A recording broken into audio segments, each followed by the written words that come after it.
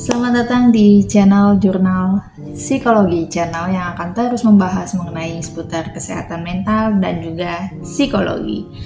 Apa kabar kalian semua? Semoga kalian selalu sehat dan selalu dalam lindungan Allah Subhanahu wa Ta'ala.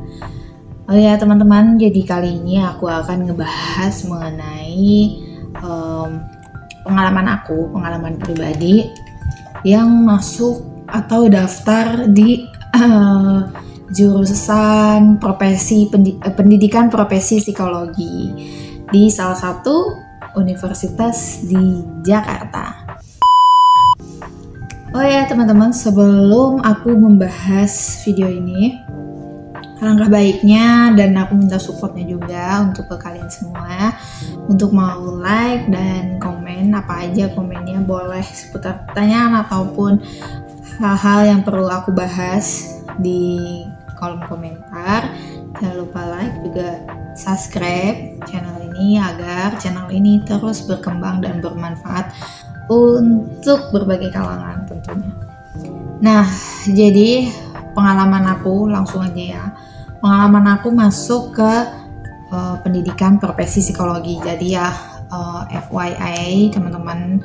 Jadi sekarang itu kan ada undang-undang PLP yang dimana undang-undang itu sudah berlaku sejak tahun kemarin.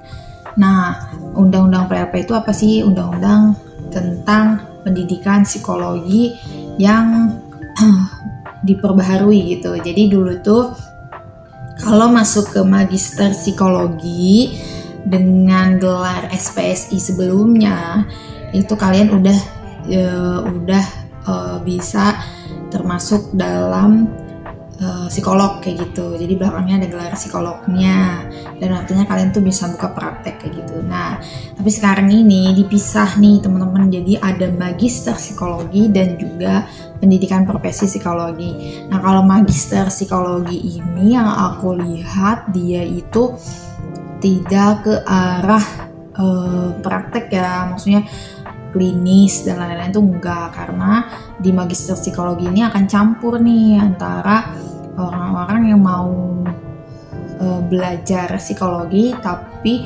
background sebelumnya satunya itu non psikologi gitu, misalkan hukum atau manajemen dan lain-lain, tapi dia pengen belajar psikologi. Nah, dia bisa masuk ke magister psikologi. Dan juga anak SPSI yang ya udahlah nggak mau ribet, nggak mau banyak mendiagnosa, ya udah masuk ke magister psikologi gitu dengan gelarnya MPSI.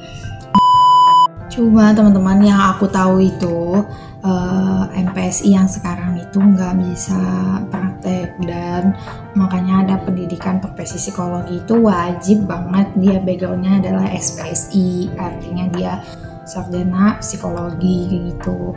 Nah, nanti di atas pendidikan profesi ini ada lanjutannya lagi, nanti spesialis ya dan subspesialis kayak gitu. Dia ada spesialisnya lagi nih, kayak kedokteran lah intinya gitu. Jadi dokter umum, pendidikan dokter, kemudian jadi dokter umum, baru ngambil ke spesialis kayak gitu. Sama aja sih, kurang lebihnya sama gitu.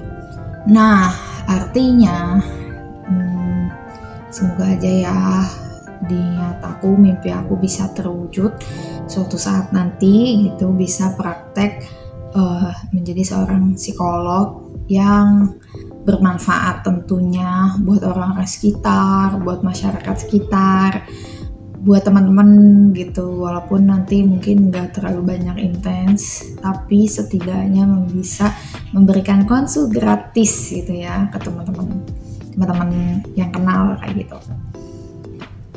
Doain ya teman-teman perjalanan panjang ini. Oke, kita lanjut ke step selanjutnya. Jadi pertama-tama yang perlu kalian ketahui itu adalah sebelum kalian mau daftar pendidikan psikologi ini, khususnya buat sarjana psikologi, itu kalian tuh harus melihat dulu kampusnya yang menyediakan pendidikan profesi itu di mana aja. Nah, yang aku udah cari tahu itu ya terutama ya kampus-kampus terkenal oh ya, aku tuh karyawan, jadi aku nggak bisa ngambil kampus yang reguler kayak gitu, kayak udah pasti ya kayak UI, UGM, Unpad gitu-gitu yang kampus ternama itu udah pasti mereka duluan gitu ya buka registrasi tentang pendidikan profesi psikologi ini dari tahun awal undang-undang PLP itu dinyatakan sah kayak gitu. Nah, aku swasta di salah satu di Jakarta pusat. Aku nggak sebutin, kalian tebak aja tuh di mana, karena takutnya kurang berkenan kayak gitu. Nah, aku udah cari tahu kampus ini tuh mensupport karyawan seperti aku yang mau lanjut ke pendidikan profesi, karena menurut aku kenapa pengen banget ngambil ini, karena ya satu, aku pengen jelas di bidang aku, pengen bisa memberikan manfaat yang luas tentunya dengan spek yang sesuai dengan bidangku kayak gitu. Dan tentunya setelah aku udah tahu nih kampus ini support untuk kelas karyawan kayak gitu, dia itu kuliahnya 3 semester ya teman-teman, 3 semester. Jadi semester pertama itu adalah in class gitu, semester 2 dan 3 itu kalian tuh wajib magang kayak gitu, dan magangnya itu katanya harus yang berkenaan dengan PIO, klinis, terus satu lagi itu apa, ada pokoknya ada 4 gitu kalau nggak salah, dan itu wajib magangnya. Nah, nanti in classnya itu setiap hari Sabtu full day ya.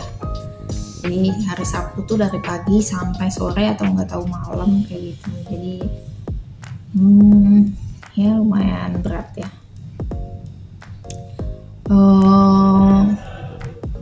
Kemudian yang kedua adalah melakukan pendaftaran melalui website ya, atau kalian bisa datang langsung ke kampusnya. Kalau aku sih lewat website, cari aja di websitenya. Terus daftar tuh dengan waktu itu masih diskon 50%. Jadi aku cuman bayar sekitar 250 atau 300 ribuan kayak gitu. Aku lupa, karena aku udah daftarnya dari Desember tahun kemarin.